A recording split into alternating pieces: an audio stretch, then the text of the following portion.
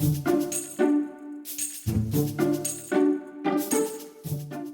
fear of conflict. Where do I even begin? It's like the ultimate nemesis of healthy communication and can really mess with our mental health in adulthood.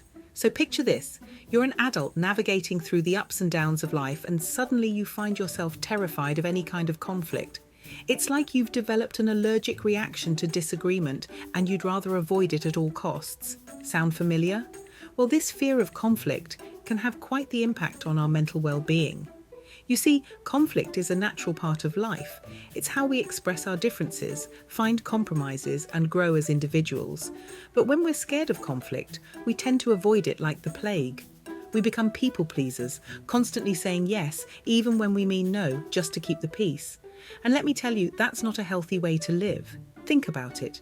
If you're always avoiding conflict, you're suppressing your own needs and desires. You're bottling up all those emotions inside. And trust me, they don't just disappear. They simmer and boil until one day they explode like a volcano.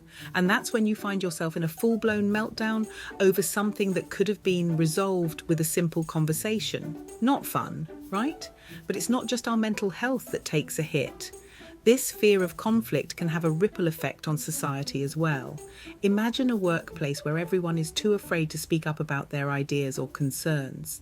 Innovation and progress would be stifled, and you'd end up with a bunch of nodding heads going along with whatever the boss says. That's not a recipe for success, my friend, and let's not forget about relationships. Whether it's with your partner, friends, or family, conflict is bound to happen. It's how we navigate those conflicts that determines the health of our relationships. If we're too scared to address issues or express our true feelings, resentment builds up over time. And trust me, that's a relationship killer. So how can we overcome this fear of conflict?